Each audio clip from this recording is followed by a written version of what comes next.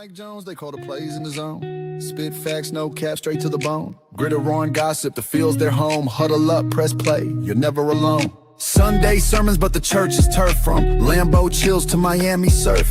Quarterback questions, they dissect the worth. Dropping gems like they mine the earth. Laces out, the mic stays hot. Breaking down the game, every yard, every plot. From kickoffs to OT, they never forgot. Tune into the squad, this the spot. NFL drama, they break it down surgical. Draft day whispers, moves so tactical. Receiver stretching arms, catches vertical. Big C's laugh hitting, vibes so magical. Mike Jones got stats like a human playbook. Big C's insight sharper than a no look. Halftime debates, better than they should. You fumble the podcast, now you misunderstood. Flags fly, refs blind, penalty stack. They calling out the calls, no sugar, just facts. Fantasy picks, who's carrying the pack? Every week they hit harder than a linebacker smack. Laces out, the mic stays hot. Breaking down the game, every yard, every plot. From kickoffs to OT, they never forgot. Tune into the squad, this the spot. Laces out, the mic stays hot. Breaking down the game, every yard, every plot. From kickoffs to OT, they never forgot. Tune into the squad, this the spot.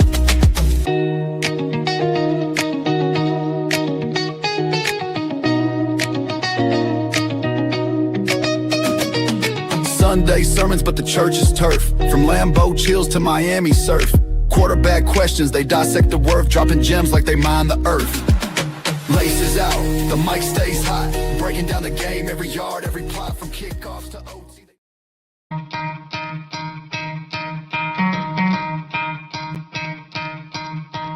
You could try to play, but you're never gonna beat me. Look the other way, what I'm doing ain't easy. Bloody hands stained from the people who deceive me. Muddy hands break through the chains, go free me. Looking for change, looking for pain. Pulling a mob, pushing a train. I'll never stop, stick to a lane. Pick up the pieces and go rearrange. I'll be the best above all the rest, put me to the test. Expect nothing less, you check as I'm chess. What's happening next? You got the venom, a tangible weapon, no coming in second. This life is a What up, what up, what up, football fans? Welcome to another episode of Laces Out Live. I'm your host, Big C. This is brought to you by Game Changers Media. And you all know my co-host, Michael, looking good in his video Jones. How you doing tonight, Mikey? Big C, what's up, man? How you doing? Yeah, I don't know. Don't be talking about I think my background looks good, right? That's all right. Yeah, That's good. I was just saying that. I was giving you early Christmas. You know, it's a little early. I usually should have waited till Thanksgiving, but I just got too excited, you know? It's just deck the halls. Hell yeah. Deck the halls. Anyway, you have officially taken a 1-game lead in our Pickems. You went 7 of 6 last week. I went 5 of 8. So that brings us to I'm at 80, 51, and 1, and you are 81, 50, and 1. So congratulations. Week 10. How we got a tie? You take the lead. We don't have a tie. You're up by 1. Oh, you said 85, 50, and 1 or something. 80, 51, and 1. 81, 50, and 1. So if there's 3 numbers, that's a tie. Yeah. I only did the tie because I that one tie, I think it was Green Bay and Dallas. I think we each picked the opposite teams, and when they tied, I just gave us each a tie. Okay. That makes sense. I was like, wait, how the fuck we tie? Yeah, we didn't tie. That makes sense. I mean that makes sense. All right, I thought it made you can't give us a win. You can't give us. I forgot there was a tie game. Exactly. So it's a little weird this year. I'm not it's been a lot weird this year. A lot weird. Too weird.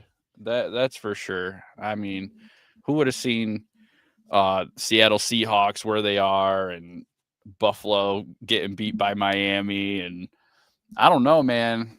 It just seems like Buffalo just ain't got their shit together. And it's what up, Blake? What up? You can't even get through a season. I don't know. It's like you expect Buffalo to just have like a kick-ass season, maybe only lose 2 games, 3 games. But I don't know. I don't think Buffalo's that great, to be honest with you. Well, I mean, if you were to listen to the great Michael K, Buffalo would have went undefeated because they were favored in every game. And I was just a casual fan saying Buffalo could lose any amount of the games that they've lost. The fact Right. that I said that the Miami Dolphins could beat the Buffalo Bills or any other team could beat the Buffalo Bills made me a casual fan. But look where we're sitting. You know, I think this season has been absolutely a season of you have no idea what's going to happen from week to week. The best Yeah. teams, teams week to week, you don't know if they're going to show up or not. And that's kind of unusual. Usually these teams, certain teams dominate the regular season. Yeah, they might have a couple losses here or there, but you know, it's hard to find a favorite to come out of each conference to go to the Super Bowl. I can't put my finger on a team that I'm like, yeah, that team is definitely 100% going to the Super Bowl. Right. You know, and I guess that kind of makes things exciting. You know, the Miami Dolphins are sitting 3-7, and we're starting to talk about playoffs. And I know that's kind of crazy, but if you think about the next 4 games that we have, every one of those games is winnable, and that would leave us 7-7. You know what I mean? So we could be very well right in the middle of a playoff push, depending on how the next few weeks go. But I want to put a little halt on that because, you know, the Miami Dolphins games that we thought we were going to win, you know, we've got beaten by Cleveland and Carolina, and then games that we thought that we would lose, Atlanta and Buffalo, we've won. So I'm skeptical to say that these next 3 games are wins for the Miami Dolphins. Yeah, but you guys didn't just beat the Buffalo Bills. You fucking laid into them 13-30, dude. I had did we? I needed James Cook to get me 2 rushing fucking touchdowns, and well, halfway through that game, I was like, "Oh, this shit's over." Like it was ridiculous. And he's the best $800 I ever lost. Oh man, I don't know about that game. Cost me $800. That's a little too much. I had to pick. I picked 5 teams last week to win. I bet $200 on it, and that's the only game that I lost. Hey man, I'd be the same way if I had the Giants. I don't know though. That's $800, man. We ain't going there. Madden kept looking at me like he was like, "Dad, why aren't you super happy?" I'm like, I am happy. Miami's kicking the shit out of Buffalo, and he's like, "What's wrong with you?" Like, I'm happy because I mean it was you know, I mean, yeah, I was stoked, but at the same time I'm thinking, damn, Christmas right around the corner, I could use that 800, man. There you go. Yep, exactly. I mean, like, damn. But you know, if I have to lose $800, at least it was coming at the expense of the Buffalo Bills. Man, I can't tell you how pumped I was for that win. Oh, that was our Super Bowl this year. You know what I mean? And I hate to put the Buffalo Bills on a pedestal like that, and you know, praise them and act like that they're our Super Bowl. But you know, beating the Buffalo Bills means an awful lot to the Miami Dolphins. It's not a regular thing. Obviously, Josh Allen was 14-2 going into this game against the Miami Dolphins. So, you know, yeah, it was definitely an uplifting time for the Miami Dolphins, and I was pumped, even though it left me poor. Yeah. You know, my game was opposite. We lost by 4, but. Well, exciting news for the New York Giants, though. I mean, you fired your head coach. What's next? You know, there's a lot of names going around. I'm hearing Bill Belichick. Yeah, I don't think that's going to happen. Career with the Giants. He came out and said that wasn't happening. He's happy where he is. There's a lot of things going on. I think get through these 7 games. I don't want to start getting into the coaching stuff because the possibilities are endless. I do like that fact. And, you know, I'm hoping Joe Shane gets got rid of at the end of the season too. Like, but I mean, I think all at once, I agree, it probably would have been too much, but I think you just ripped the Band-Aid off. But Kafka's got his shot. He's got 7 games left to possibly see if maybe he retains head coach next year. You just never know. I mean, I think we'd have to win at least 4 of the last games, but you know, there's just a lot that can happen. I'm not really. I'm curious to see how much different this team looks if they change schematics, if they don't change schemes, if maybe they do 1 week kind of familiar like they have all season, and then it starts changing, or how quick Kafka gets into it. I mean, there's just a lot of questions. I think it's hard in the middle of a season to try to change all that up. You know, I think you got to kind of go with what you've been running, and maybe you put a twist on things. But for the most part, how do you change a whole playbook? How do you change what you've been doing, what you've been practicing the whole year? Especially because the Giants have had some success this year. You know, obviously Jackson Dart's out, you know, Scadaboo's out, your top wide receivers out. So I mean, you know, I'm in a very similar, you know, the Miami Dolphins and New York Giants are in a very similar spot. You know, we got a head coach that we don't know if he's going to be here past this year. We did the opposite. We fired the GM first, which honestly, I think was the smarter move. I mean, I think Mike McDaniel has coaching ability. Do I think he's the right coach for the Miami Dolphins? I can't say that. I think Mike McDaniel is limited by the quarterback play. I'd love to be able to see what Mike McDaniel could do with a quarterback like Josh Allen, Lamar Jackson, someone that's not so limited. He's done great things with Tua, in my opinion. You know, I don't think Tua would have got that contract if it wasn't for Mike McDaniel, and not just because Mike McDaniel went to bat for him, but because I think he elevated Tua Tagovailoa's playing ability, his playing style. So a lot of similar things. I'm super nervous about us going on this winning streak that we could go on. We have 3 week games. We got Washington, we got the Saints, and we got the Jets all in a row. I can just see us falling down that draft board, man. And you know, I'm not a huge draft guy, but I believe in it. If you want to get a player that's a real difference maker, that top 10 is where it's at. You know what I mean? That top 10 is where it's at. And to see us slide down and, you know, still probably not make the playoffs. And even if we make the playoffs, like, honestly, are we going anywhere? You know, does it make sense to make the playoffs? I mean, don't get me wrong. Like, making the playoffs is great and all, but when it comes when against you getting a top 10 pick, I don't know I don't know if that's what's best. Yeah, I agree. You do got a lot of stuff going. I mean, hey, if you make a run and make the playoffs, though, you make the playoffs. I mean, shit, I wouldn't be hating.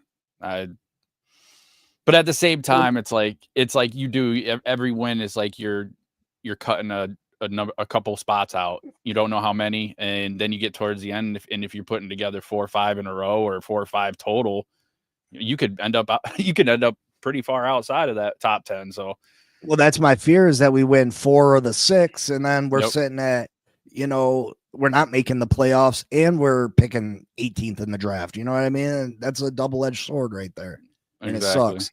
Raphael, what's up? Cap, what's up? JD the Great, what's up? What's up? Thanks for joining us, guys. Yeah. So let's get into these pick'ems. We got week 11. Tomorrow morning, got to get up bright and early as the Miami Dolphins are headed to Spain, Madrid. They are the home team. I heard that the Miami Dolphins are trying to become the Spanish football team of the world, where they're willing to start playing one home game a year abroad, man, I try to stick up for Stephen Ross, but tell me you're more interested in making money than getting a winning football team. You know what I mean? Having a winning football team. Because you don't just give up home field games. You just don't give those up. You know what I mean? To make your team travel however many miles it is to Madrid, Spain. You know what I mean? That's taxing on a team. It's taxing. You know what I mean? Oh yeah. Not to mention we have a home field advantage in Miami because of the heat. If you watched that Buffalo game last week, them Buffalo Bills players were gassed. They were gassed being out there in that Miami sun with the humidity, and you know it's November. You know what I mean? It's not even It's not even September. Imagine if it was September, them guys would be out there dying. Yep. So the fact that Stephen Ross wants to give up a home game every year and make our players travel to Spain or wherever they want to have the games, I think that's a stupid move. And I think it shows just how much he's worried about money and expanding the brand, let alone as of winning football games and trying to build a contender. You know what I mean? Yeah. I mean, yeah, I don't like when they go over there. I wouldn't want to wake up. I don't want to wake up and watch football at 9 o'clock in the morning. It just doesn't feel right either. You know what I mean? It's like you wake up, it's like you get your coffee, you have a cigarette, whatever you do, you have something to eat, get around, then you got a couple hours to burn, and 1 o'clock it's game time. You maybe watch a little bit of pregame while you're doing whatever, but 9 o'clock, man, that's like I'm not even awake by 9 o'clock. So I couldn't even do that, man. Like that would kill me. That would ugh. I don't know. And plus it just like you said, even if you have home field or you don't have home field, you go over there and it's just like a regulation game, obviously, but no home field advantage at all. And see, Blake said it's 6:30 in the morning for him. Yes, yeah, screw that. And then not even that, like you don't know. It could be a home game for you, but that stadium could be filled with people that are cheering on the other team. I don't know. Oh, you definitely lose that. You know what I mean? You definitely lose that because to be honest, there's fans from every team at the game. Right. Which is cool. I'm glad they get the experience, but let them experience it with another team. You know what I mean? Why has it got to be? Let them why fly the Miami over. Dolphins let them do that. leave it for somebody else. Yeah, exactly. But yeah, the Miami Dolphins, they're 3-7. I'll just jump into this game because it's the first game. I know we usually leave it for last. Okay. Dolphins are 3-7. They're playing the Commanders that are 3-7. Commanders have been riddled with injuries. Miami's been riddled with inconsistent play. At the beginning of the season, most Dolphin fans counted this game as a L. I know I did. I thought this was going to be a rough stretch for the Miami Dolphins, starting with Baltimore, Buffalo, then Washington. Washington was a game away from the Super Bowl last year. James Daniels was an absolute monster last year. But he's been hurt for most of the season. Terry McLaurin's been hurt for most of the season. They've lost Austin Eckler, multiple players. Their defensive end is suspended for this game. Their star defensive end. Both their corners are out. Trey Amos, their rookie corner, and Marshawn Lattimore, he's out. Just so many injuries. The Miami Dolphins are favored in this game. They should win this football game. Mm-hmm.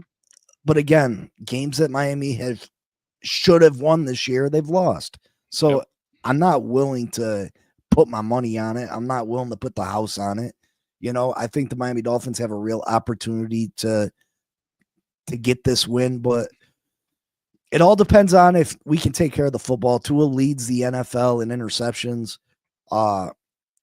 We'd like to see him improve on that.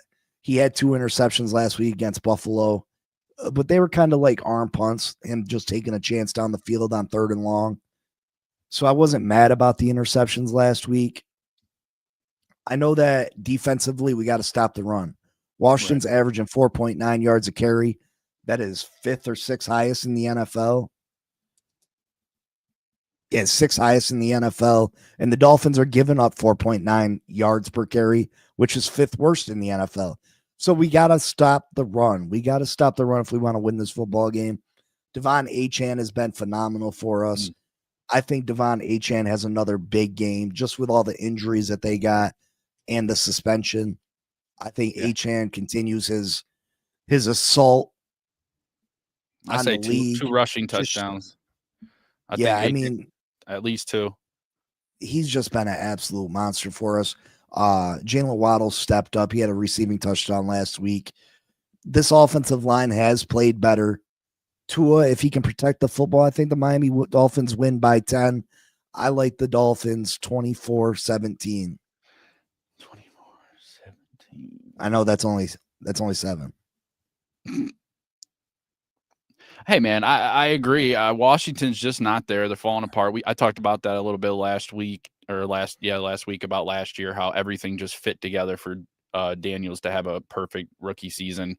I expected a season like this season to be last season, but yeah, Commanders aren't even a worry in my book. I got Dolphins winning this one 31-10. So Nice. That's what I'm talking about, baby. I dropped my pen. Son of a bitch. No, we're good. Yep. He'll have less interceptions than you changing your logo to the opposite. I don't get that. Changing your logo to the opposite team we're playing every week. How does that make you a good fan? Yeah, that's a little weird.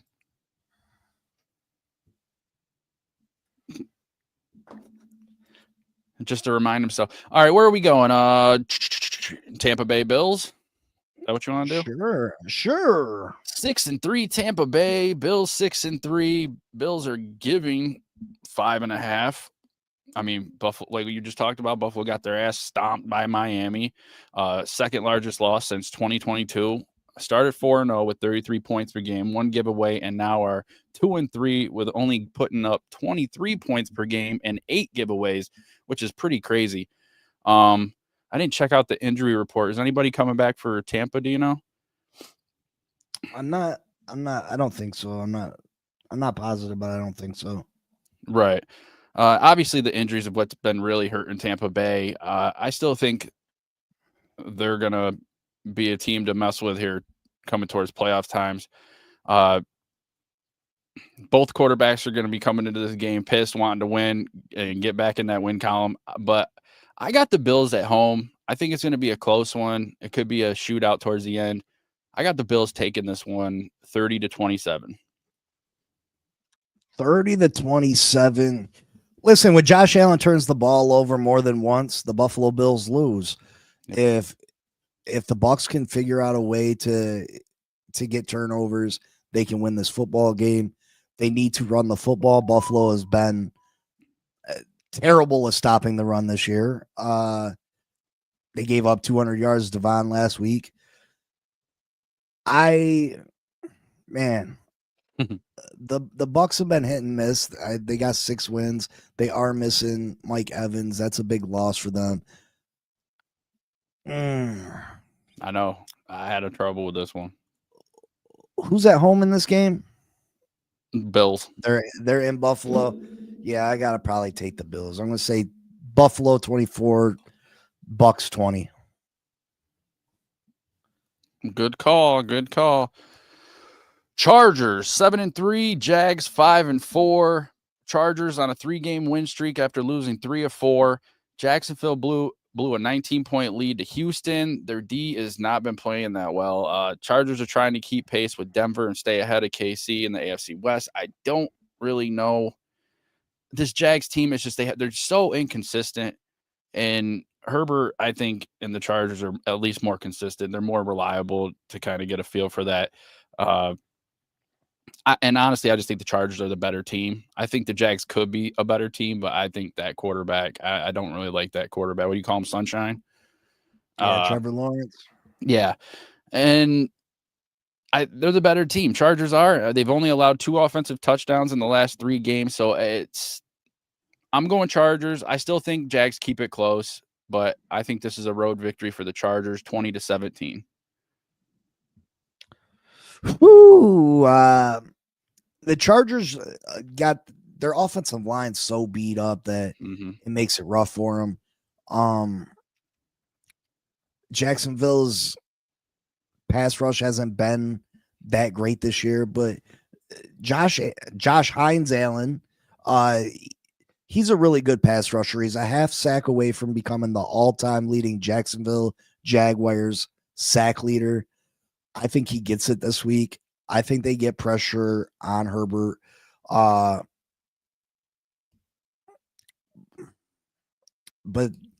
again, Trevor Lawrence is he's too questionable. Overrated, I guess. I don't know if he's even ranked that high, but he's definitely overrated. I gotta go with the Chargers in this one. 20-17. That's my score, dickhead. All right, 3-6 Bengals, 5-4 Steelers. Steelers are giving up 5.5 points. This is the rematch. This is the old folks home rematch. Game 2. Last time Pittsburgh came up 2 points shy, and Flacco put up some points. Pittsburgh's 1-3 in the last 4 games after a 4-1 start. Bengals defense sucks, but the Bengals still put up 47 on Chicago and still lost. So it's not a matter of if the Bengals can put points on the board. Flacco's obviously feeling himself. I don't get that, but, he still got it to some extent. I think the Bengals would have to put up a lot of points in this game as well. I just don't think it's going to be – I still don't think it would be enough. I think the Steelers come away with this one. They split their season series. Because I just don't see Flacco putting up 470, but I still think it's high scoring. I got Steelers 42-34. 42-34. Yep. Oh, this game's in Pittsburgh. Good news for the Bengals that Joe Burrow is returned to practice, so he should be back in the coming weeks. But will it matter? Will it matter? By the time he comes back, will the Bengals have anything to play for? Jamar Chase has scored 3 straight touchdowns against Pittsburgh. If he makes it 4, he'll be the first player to ever do that. I think Cincinnati upsets him again. I think they upset him again. I think this team is excited that Joe Burrow has returned to practice. I think this offense is a different beast when Joe Burrow is in the building. And they know that they need this win to keep pace in that AFC North. So I like the Bengals. Obviously, their defense is terrible, so this will probably be a high-scoring game. I don't know if it's going to be that high-scoring, though. 34-30 Cincinnati. Gotcha. I probably just gave you a win. Nah. No, you might have. I doubt it. I hope so. I really do. 6-3 Chicago Bears, 4-5 Vikings. Vikings are giving 3 points. Bears 6-1 in the last 7 games after an 0-2 start, tied for first in the division, but are 0-2 in division games. So Detroit still has the edge there. Ben Johnson's Bears have been good in the fourth quarter, going 4-1 in 1-score games. The Bears, however, are missing their top 2 corners, Johnson and Gordon. But a matchup to watch still. Defensive end, Montez Sweat versus Vikings left tackle Christian Darrisaw. That should be a good matchup. And Sweat has 4.5 sacks in the last 4 games, so there's that too. I think this game's going to be won and lost in the trenches. I think it's going to be a close game. I think the Bears keep it going, and I think the Bears take this over the Vikings 27-24 just because I have a hard time picking J.J. McCarthy. I have a hard time picking the Vikings. I really do. And I don't want to pick the Bears because I don't even like Caleb Williams, but I'm going Bears 27-24. 27-24. McCarthy's been the least accurate quarterback in the NFL when he plays. I could see him throwing multiple interceptions. That Vikings defense, though, sometimes is just so good. So I could see them really getting after Caleb Williams. I'm going to give it to the Vikings because they're at home. I'm going to say 21-20 Vikings. Ooh, good one. A good one. 5-2-1 Packers at the 2-8 Giants. Obviously, Dart is out with the concussion and concussion protocol. The big change Kafka made is making Jameis Winston the starter and Russ the backup. So, I mean, there's that too. So I'm looking forward to this game. Green Bay hasn't really been playing that well. They haven't been putting up a lot of points. They just lost to a Philadelphia team where there was only 17 total points scored in the game. Some teams get a boost after they fire a coach and things change. But this is going to be a test, especially for Andrew Thomas against Micah Parsons. Winston isn't I don't know. He's not as flat-footed as Russ, but he's not as nimble as Dart. But hopefully he finds a place in the middle. He's going to take deep shots. He's going to take shots. He's going to try to put balls in windows that have no business going there. There could be some interception. There might not be some interceptions. You just don't know what you're going to get with Winston. Man, Green Bay's coming off a short week. I wanted to pick the Giants. I really did. The Packers are given 7.5 points, so I figured we could cover the spread. But even at that, I just don't see it. I just don't see it with the depth issues and still have some injuries. I got the Packers 31-20. Wow, that's a lot of points for the Packers. Packers are trying to stop from having this be the third straight game scoring 13 points or under. This Packers offense have struggled. I think they're trying to run the football too much. They need to put the ball in Jordan Love's hands a little bit more. He's got very capable receivers.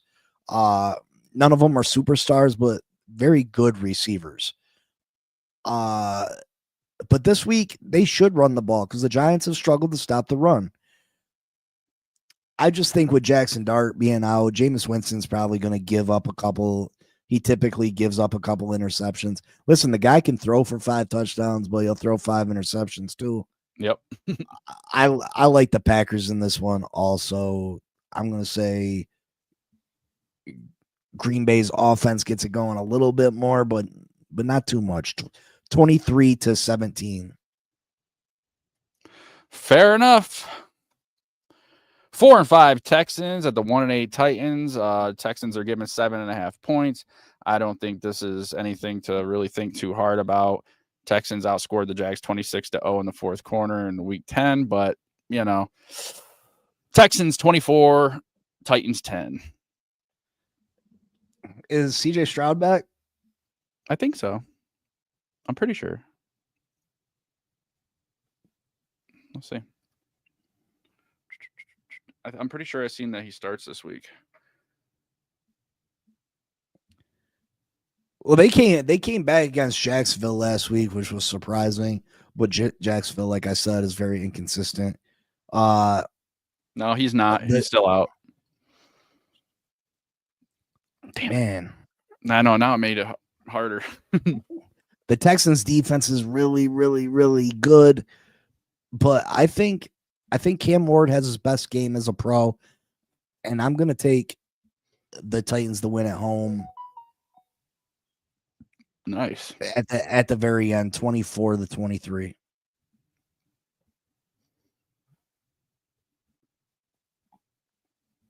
I dig it. All right.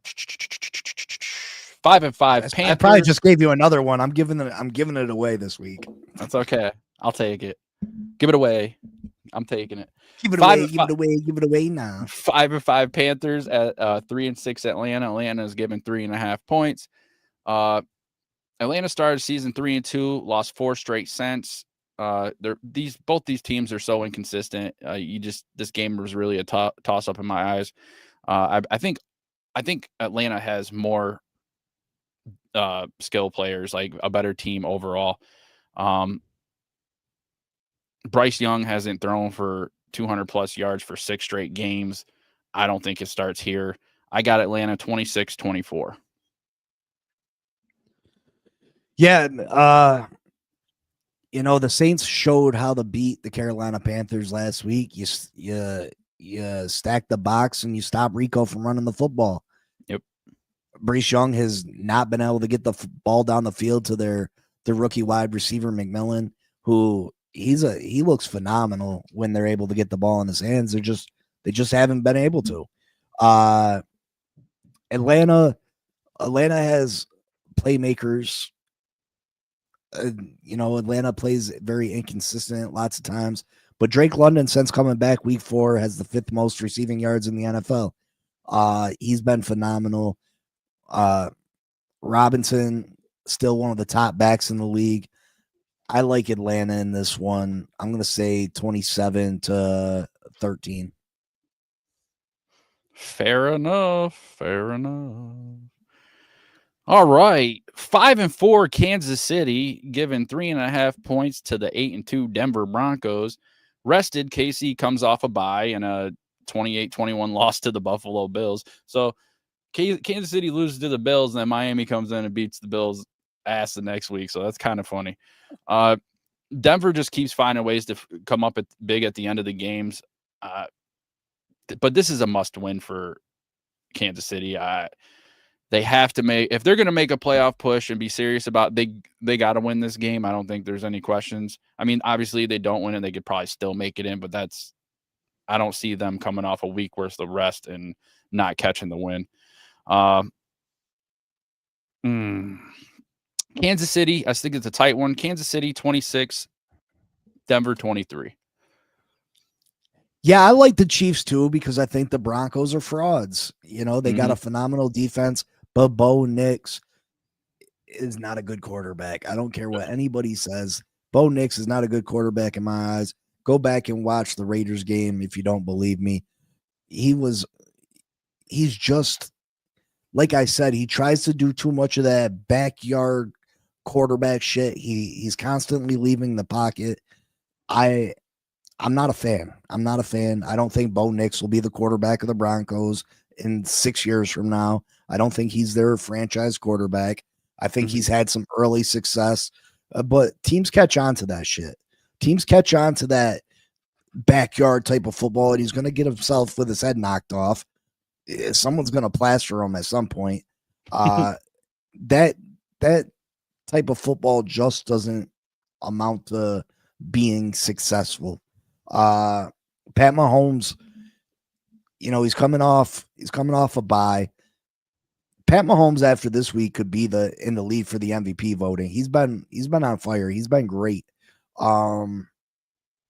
got Rice back, that's been monstrous for them. Yep.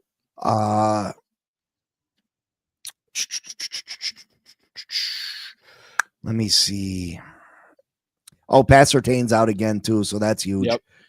I like the Chiefs 27-21.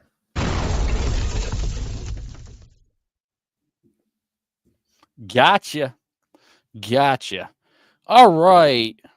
The streaking Ravens at 4-5, giving up 8.5 points to the 2-7 Browns.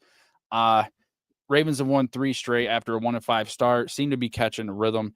Now they're only 1 game out of first behind Pittsburgh with 2 matchups with Pittsburgh remaining. Defense has awoken. Healthy Jackson, Derrick Henry doing his thing in the backfield. The Browns D will probably keep them in this game to a certain extent. But I think Ravens pull away at the end. I got Ravens 28-16. Yeah, Lamar Jackson's dealing with knee soreness, so they got to make sure they protect Lamar from Myles Garrett. But this shouldn't be too much of this game shouldn't be in jeopardy for the Ravens. The Ravens are the superior team. They struggled at the beginning of the year strictly due to how many all-stars were injured. This team is fighting. I think they win the AFC North when it's all said and done. I got them big in this one, 28-10. 28-10. And Dylan Gabriel's been not good. Listen, put the ball in Shedeur Sanders' hands. See what the kid's got. You know what I mean? Yes, exactly. See what he's got. See what he's got before the end of the season, before you go draft another quarterback. How many times have people been saying that? Just put Sanders in. Like, at least see what you have with the kid. What are you going to lose? You're 2-7. I mean, get with the program, man. All right. I think this is the game of the week. This is Seattle Seahawks versus the Rams. Same records of 7-2, same 4-game win streak, slight difference in points differential, and just a slight difference in week 10 points. So I think this is going to be a great game. 4-game win streak, like I said, and for the Rams, and all 4 of them were by more than 14 points. Seahawks last 2 games, they've led 28 points to start the game, and then they led, I think it was like 36 points before the other team scored in the next game. These 2 teams are dangerous. I really think this can go either way, but I got the Hawks upset in the Rams 27-26. This is my upset of the week game. Seattle takes the dub. Oh, this is a tough game. Matthew Stafford's been playing phenomenal. 25 touchdowns, 2 interceptions. Right now, he probably is the leader as far as MVP goes. Jackson Smith and the Jigma, he's been phenomenal. He leads the NFL in receiving yards. I'm glad I got him on my fantasy team.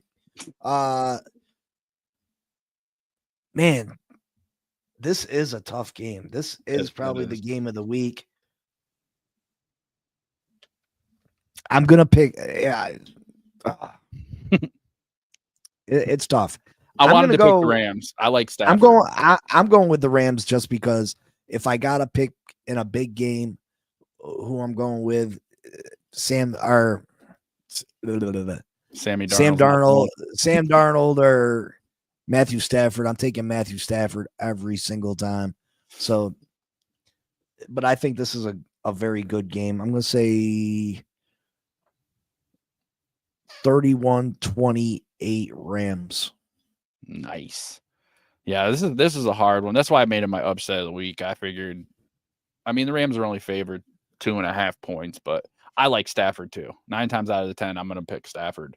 So I feel that. I just think it's going to be a good game. I really do. And plus Seattle's like put up 82 points in the last 2 games. So can't argue that, but I can't really say much because Stafford's throwing touchdowns galore. So, and like you said, I think he is that MVP in the head for that right now. 49ers 6-4 against the Cardinals 3-6. Niners are giving up 2.5 points. The 49ers just have more talent. They're 3-4 since their 3-0 start, but Brissett maybe better than Murray, but I mean this Cards team just isn't good. I don't trust them. I think Purdy is back this week, if I heard correctly. So I mean, there's that. They just got to get the ball to Kittle and Lon Jennings and McCaffrey, and I think 49ers take this one on the road, 28-20 over the Cards. Yeah, I like San Francisco too. Since Fred Warner's been out, though, they've been tight end. They've been out. Other teams have been out of the attack with their tight ends. Mm-hmm. I think that the Cardinals got one of the league's most underrated tight ends in McBride. I think he's a superstar. Jacoby Brissett's been decent. So much so that he probably stole Kyler Murray's job, right? Yeah. But I agree with you. I think there's just, Christian McCaffrey's too much for this team. And if you're getting Brock Purdy back this week, if there's one thing that Brock Purdy is that he's a consistent player and he's a game manager and he can win you football games. He can go out there and not lose you football games. And I think this is a game that San Francisco would have to lose, if that makes sense. No, that makes sense. Can only beat yourself. What you got for a score? I'm going to go 23-16. All right, moving into another game of the week, Sunday night football. 6-3 Lions at the 7-2 Eagles. Eagles are only giving up 1.5. Philly 3 straight after 2 straight losses. I think Detroit's the better team, but Philly is number 1 seed in the NFC right now. They're defending champions. There's always A.J. Brown talk. There's just a lot of distractions. But, I mean, they can kill you. They do have the receiver core for Jalen to go off. Man, the Lions have had trouble running up the middle. And Goff's had to do more passing. But the Eagles they added Jalen Phillips in that deadline trade. So their pass rush is a lot better. I seen that last week. This was a toss up. I hate picking the Eagles. I hate it, but I think at home it's going to be a cold one. I think the Eagles take this one 31-29. This was a tough one. I didn't want to pick the Eagles. Yeah, last week the Eagles defense looked looked different. They looked better with the return of Nolan Smith and the addition of Jalen Phillips. They were able to pressure Jordan Love quite a bit. Jared Goff isn't a very good quarterback when getting pressured. He struggles. The cold weather. This is more of a finesse team, I would say, offensively. So I think this battle in the cold in Philadelphia favors the Eagles because they're more of a, I feel like, a punch in the mouth type team, a strong running team that plays strong defense. So I see the Eagles winning this football game. You know, teams are going to expect the Eagles to win it by running the football. I think A.J. Brown has a big game just because he's been out there running his trap. And typically when A.J. Brown runs his mouth, he comes out the next game and they force feed him the ball and he has 9 catches for 150 yards and 2 touchdowns. So it'd be smart to start A.J. Brown. I know A.J. Brown out there saying, trade me if you got me on fantasy. Trade me, you know what I mean? Trade me away. I think I'd go Devontae Smith getting 2 touchdowns this week. Like, I would be so tired of this dude. I would force feed the ball to the beer guy in the stands before I gave it to AJ Brown, just because of how annoying that shit is. I agree. I wouldn't feed into his bullshit sitting there crying. He wasn't crying. He was cheesing pretty hard when he was holding that Super Bowl trophy. Yeah, exactly. But the fact is, when he complains like that, the Eagles go out and they force feed him the ball. They do. So I would not be surprised if he had 8 grabs, 150 yards, and 2 touchdowns. He's supremely talented. And should the Eagles use him more? Probably. They probably should.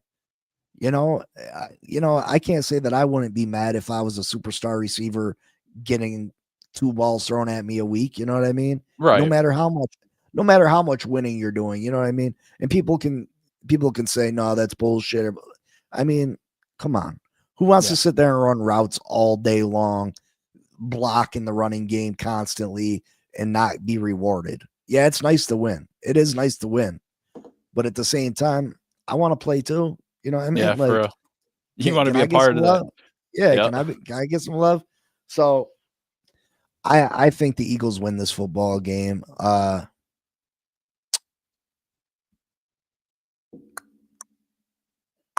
27-24. 27-24. A.J. Brown, right. 2 touchdowns. A.J. Brown. Okay, Devontae Smith, 2 touchdowns. All right, we're moving into Monday night. Last game of the week. 3-5-1 Cowboys, 2-7 Raiders. Cowboys are giving up 3.5 points. Cowboys' first game since getting Quinnen Williams and Logan Wilson. Las Vegas is 2-7 back-to-back seasons. Bowers is back, but I don't think that's enough. Cowboys have won their last 5 Monday night road games. They just put up points. I like Pickens. I wish we had a guy like Pickens right now on the Giants, but I think Pickens has a pretty decent game. I'm taking the Cowboys 37-17, not even close. Yeah, what Raiders team shows up? The Raiders against the Broncos, they looked really good. Although they weren't getting the ball the Bowers like they should. I think Dallas's defense, our offense, is going to be too much. I think Quinnen Williams is a huge addition for the Dallas Cowboys defense. We'll see what it looks like. But Quinnen Williams is one of the top 10 defensive linemen in the league, I feel like. Definitely a top 5 defensive tackle. So we'll see what that new defense looks like. But you're right. The offense is just going to be too much for this Raiders D. I like the Cowboys 27-13. Big C. Okay, so that gives us we went the same way on all the games except for Chicago and Minnesota, Bengals and Pittsburgh, Seattle and Rams, and did I miss one? Houston and Tennessee. So we went opposite directions on all 4 of those. Yeah, I think I gave you a couple this week. That's all right. Yeah, but I might have gave you some back. And you can, the thing about it is this year has been so insane that I don't think technically you or me would be giving each other anything because just from week to week, it's like this league has been. Well, I so mean, crazy. I mean, I took a 1-win team against a team that's probably in the playoffs right now, and then I took a 2-win team against a team that's leading their division. So I don't know if you gave me the same kind of love. I guess I don't know how so even it is. Yeah, you took this. I know your long shot of the week, Seattle over the Rams. upset you know of the week. It's upset of the week. I guess I should have went. Such an upset. If I knew you were gonna pick like that, I probably would have said screw it and pick the Giants over Green Bay. To be honest with you, but I think the Giants could win the Green Bay game. I haven't been impressed with Green Bay, so. I mean, Green Bay lost to Cleveland. You know, Green Bay has struggled. That's what I'm saying. That's what I'm saying. It's like every time I've been Giants bandwagon. I don't usually pick against them. I haven't been picking against them ever since Dart came in, and I just keep doing it. I'm not doing it this week, and this will be the week because Winston will be playing. So this will be the week something weird happens and the Giants sneak one. So it might be that funny one. I don't know, man. Yeah, your Dolphins should get another win though. Yeah, I don't know how to feel about it. Like, I love to see them win, but at the same time, like I said, we're gonna keep falling down that draft board. That hurts. Yeah. That hurts because we're not a team that can compete for a Super Bowl right now. We're not. So to miss out on the prime draft picks next year, it's gonna suck. And it seems like Miami's always stuck in that purgatory area where, we're at pick 13 to 18, you know what I mean? And we always miss out on the top talent. Top talent, you know what I mean? So yeah, I can understand that. I feel like the Miami Dolphins have a real opportunity with the replacing of Chris Greer to build this team for the future. I laid out a little plan that I think, obviously we're not going to be competing next year. Chances are we're going to have to keep Tua. And Tua can still win us football games. Don't get me wrong. But I think you keep Tua next year. I would keep Mike McDaniel one more year. I would play the year out. I'd go into this season, into this draft, not worrying about drafting a quarterback. I think there's only one quarterback that's really worth the first round draft pick, and that's Fernando Mendoza, the quarterback out of Indiana. Mm-hmm. I wouldn't press for a quarterback. That's where you mess up. You know what I mean? When you force a quarterback. First off, there's 3 or 4 teams ahead of us in the draft standings right now that need a quarterback. So what are you going to get, the 5th best quarterback in the first round? Right. That's a recipe for disaster. If you try to press that. So I would draft best players available this year, along with your draft class last year. The young talent that you already got on the team, the Achans, the Waddles, and then in 2027, you're able to move on from Mike McDaniel if you want. You're liable to move on from Tua if you want. If you're moving on from them guys, it's probably because we had a bad 26. You use your draft capital, you move up, you get the quarterback you want. You can hire whatever head coach you want because it'll be an attractive job. Right. You have these coaching candidates and be like, all right, this is the talent we have on this roster, which there should be quite a few talented young guys. And you get to pick your quarterback here in South Florida, where there's no state income tax. You know what I mean? The weather's beautiful. And I think we can be competing as early as 2027. Not to mention, once Tua comes off the books, you got $150 million in cap space. You know what I mean? Right. So I think 2027 is the goal year for Miami to really be able to put it together and perhaps be real contenders for a Super Bowl. Yeah. I'd have to agree. I just can't wait. I can't wait. I'm hoping both of our teams by 2027 are really good teams. So our show and podcast would just be, I just feel like will be so much more light. It's hard to be light when you like you only got 3 wins and I only got 2 wins. It's really hard when that's your teams. It's very tough, but you know, I have hope. I have hope, and it would be really. I think it would be really cool if by, like you said, 2027 we can have 2 really good teams in Miami and the Giants. So I think it would Well, I make all mean, the difference. I think the Giants could be really good next year. I mean, you showed that you can win football games this year. Jackson Dart will have another. He'll have that rookie experience under his belt. Hopefully, Cam Scadaboo can come back healthy. Hopefully, Neighbors comes back healthy. Yeah, add another wide receiver. Maybe a piece or two on defense, another offensive lineman, and I think you guys could be really, really good next year. Yeah, absolutely. It's all about staying healthy and the depth of our team. It's like once our corners go, the backups are shit. It's like so we're screwed. So if them guys are hurt, then we don't have nobody to replace these guys with, and that's the problem. We just don't have good replacements or even mediocre replacements. So, well, see, you got a young quarterback. That means, he's on that rookie deal, which means you got a lot of money to spend in other areas. You know what I mean? You got your top player. I mean, your top quarterback is on a rookie deal. Your top running back, rookie deal. Your top receiver, rookie deal. So none of these guys are making that $30 million a year, $50 million a year. So that's all money you can put into the rest of the team. That's how successful teams do it. Look at the Commanders last year. You had a rookie quarterback. You were able to, put money into the team. That's what they were trying to do this year. They were they just got slammed with injuries. You know what I mean? There's nothing you can do about that. It does suck. It does suck. I don't know. It's a frustrating thing. It really is. It's like you don't want to watch football. I mean, I don't sometimes.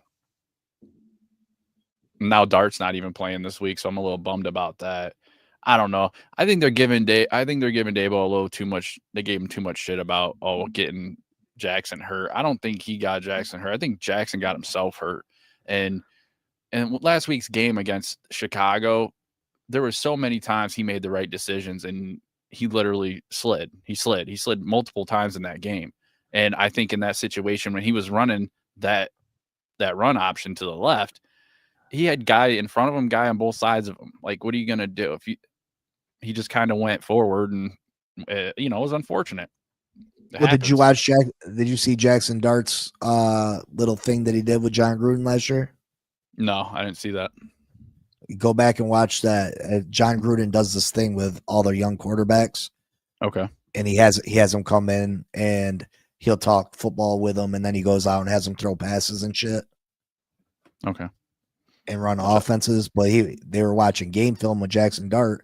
He's like, if you're my quarterback, he showed a play and he's like, you know what they're going to be saying? They're going to be pulling Jackson Dart off, putting him in the blue tent, saying he got a concussion because he showed a play that he straight got his head taken off because he didn't go down. Right. He's like, that's exactly what they're going to be saying to me. And looky. Well, yeah, I mean, that's what I mean, though. I think because a lot of people were trying to say, oh, it was Brian's fault. He got hurt. I don't believe that. I think that. Why? Because you're having your athletic quarterback run the football? Like, come on. Yeah, that's what you do. Exactly. And like I said, I seen it last week. He slid 4 times at least in that game. And just that one unfortunate time. I mean, it happens. I mean, it just happens. You could keep him safe. He could play out of the pocket the whole game and still get a concussion. So I don't know. Do I think Dabo had his issues? Yes. I think he had a power trip. I think he was a certain way with coaches around him. And I think he was in the process and he was thinking about taking play calling from Kafka. I just think everything was going down the shitter and he was by himself. Honestly, I mean, Mara and Joe Shane even said, like, you put Dart in, this is your decision. And they didn't want to take credit for that. They put it all on him. So, I guess, does he have the right to be an ass? Yeah, I guess kind of, but obviously something wasn't working. We need a guy in there. We need a leader. We need a leader, a head coach in there, somebody who's not going to take no shit. Like, we don't need a guy that's straight up hard ass, but like, you need to make it known that if you come to play for this team, you better be playing because there shouldn't be the shit like Deontay Banks who sits here and every time he comes into a game, the secondary just falls to shit. And, you know, we got a guy, Jalen Hyatt. He's on the team. I think he's only been in a couple games. He suited up. He takes a roster spot and he just sits over on the sideline. Like, what are you doing? And that's part of the roster building that I've taught they have issues with. Like, just because you picked him and you thought he was going to be something and you feel embarrassed to get rid of a guy, like, get the hell out of yourself. Like, get him off the team and put somebody else on the team. Like, it's not that big deal. We elevated Lil Jordan Humphrey for his 3 elevations to play in these games. We didn't elevate him last week, and then he ends up getting taken. I can't remember where he went, but he ended up getting picked up by another team.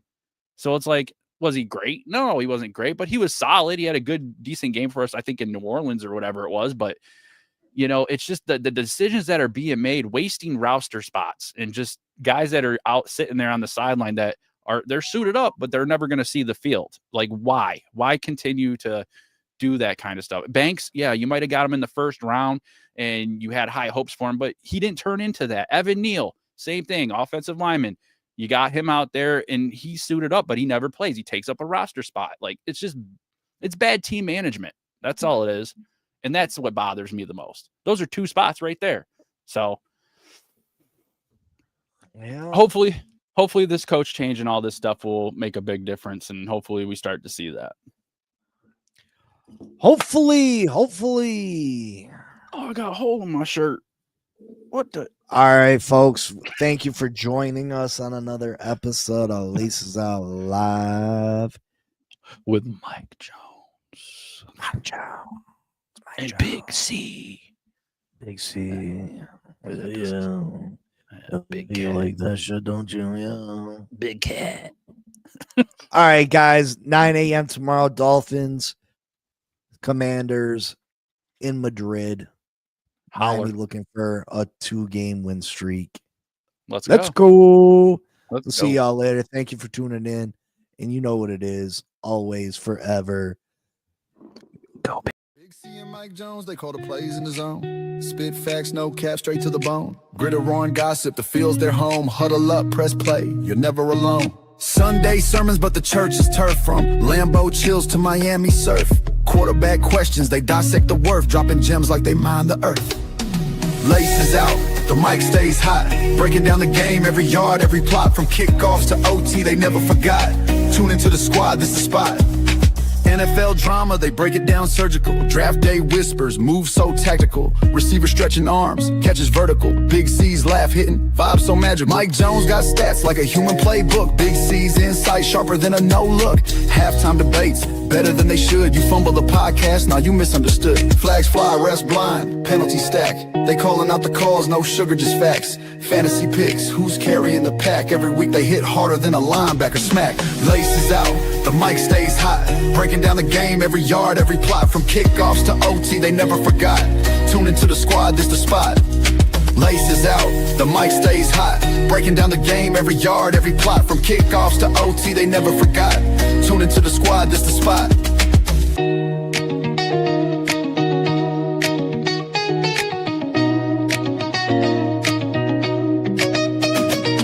Sunday sermons, but the church is turf. From Lambeau chills to Miami surf. Quarterback questions, they dissect the worth. Dropping gems like they mine the earth. Laces out, the mic stays hot. Breaking down the game, every yard, every plot. From kick